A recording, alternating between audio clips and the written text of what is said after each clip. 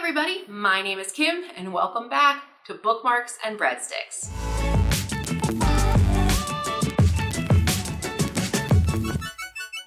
Hi and welcome back to Bookmarks and Breadsticks. If you're new to my channel, I focus on everything foodie and delicious, primarily in the food writing space, but I do dabble in fiction from time to time. Today is a day where I do dabble into fiction. I want to tell you guys everything that's on my unofficial TBR shelf that's fiction.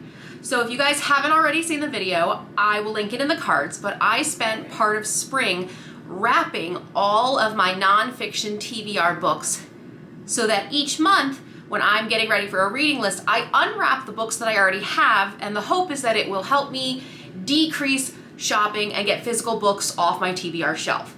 But I am a mood reader, so I do like to keep an emergency stack of books for when I just want to switch it up and maybe read something from fiction. And some of these books don't even involve food that much.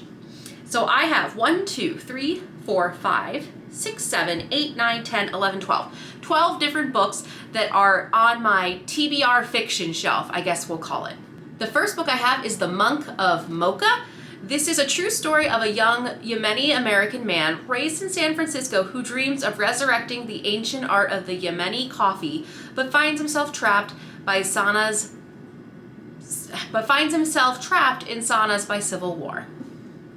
Second book on this TBR list is Darius the Great Deserves Better. This is by Adib Khorram. I read Darius the Great 2 years ago now, at a really hard time in my life when my dad was first diagnosed with cancer. So I've always had a special relationship with this author and Darius from Darius is the Great. I got this second copy, the sequel, back in August of last year, and my dad's health wasn't that great. He passed away this past January, so I really haven't emotionally been ready for this book, but I am going to read it. I still want to support this author. I just need to be in the right mental space for it, and I think you guys can relate to that. Third book on the list is I Love You So Mochi. This is a young adult that I received from my sister at my bachelorette party, which yes, at my bachelorette party, I did receive books as gifts. The book's protagonist is Kimi Nakamura, and Kimi Nakamura loves a good fashion statement. She's obsessed with transforming everyday ephemera into Kimi originals, bold outfits that make her and her friends feel like the ultimate version of themselves.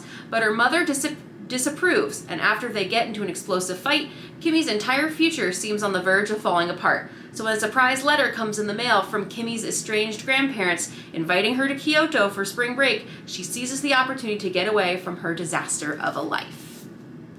Fourth is Homegoing by Ya Gassi. I actually just saw Jessie over on Jessie May's channel do a review of this book. It was in one of her wrap-ups, and I'm really excited to have this. A novel of breathtaking sweep and emotional power that traces 300 years in Ghana along the way also becomes a truly great American novel. Extraordinary for its exquisite language, its implacable sorrow, its soaring beauty, and for its monumental portrait of the forces that shape families and nations, Homegoing heralds the arrival of a major new voice in contemporary fiction. So what I understand that this book is about is that there are two sisters, Effa and Essie, and they're both born in different villages in Ghana, and they are half-sisters, and one is sold into slavery and the other becomes, I think, more of like a housemaid in a wealthier family. And the book will follow different chapters have different points of view, not only from the two sisters, but their descendants.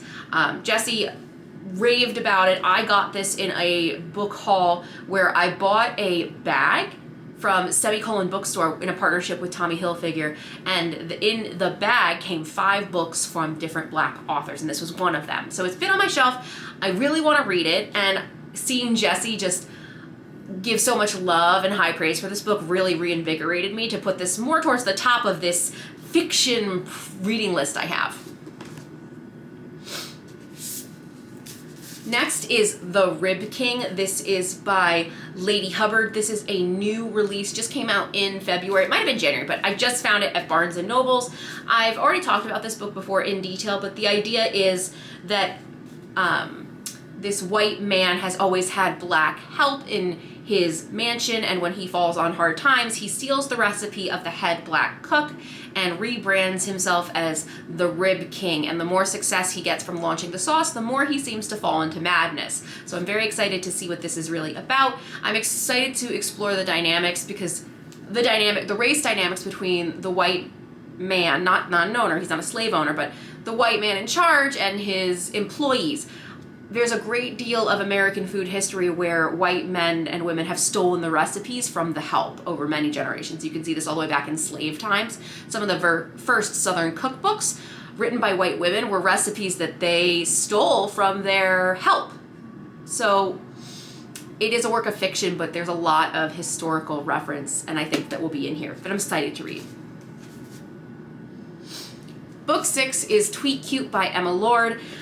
Two rivaling grilled cheese family restaurants. One steals a recipe. The two kids are gonna fall in love. They're beefing on Twitter.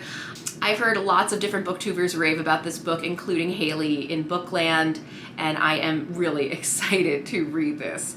It looks like it's YA. It looks like it's gonna be really fun and really quick, and kind of one of those fluffy books that you need when you read a ton of nonfiction.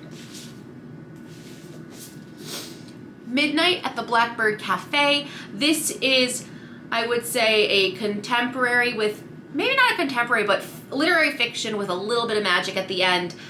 This woman is going to bury her beloved grandmother, who's the owner of the Blackbird Cafe. And when she gets there, it's supposed to be a quick trip, and she finds that there's just more going on in this town than she thought, and everybody wants the mysterious blackbird pie. Next is Sour Heart by Jenny Han. Oops, sorry. Next up is Sour Heart by Jenny Zhang.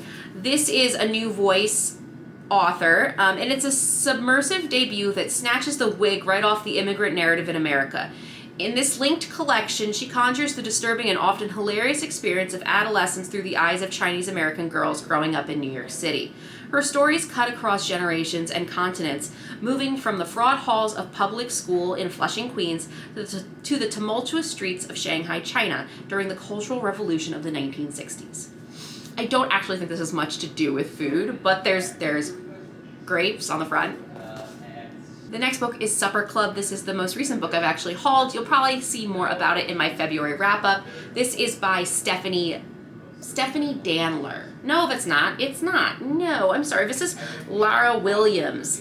So, Supper Club. Roberta spends much of her time trying not to take up space. At almost 30, she's adrift and alienated from life, stuck in a mindless job, but when she meets Stevie, a spirited and effervescent artist, their intense friendship sparks a change in Roberta and her shift in desire for more. Together, they invent the Supper Club, a transgressive and joyous collective of women who celebrate, rather than admonish, their hungers. They gather after dark and feast until they are sick. They break into private buildings and leave carnage in their wake. They embrace their changing bodies. They stop apologizing.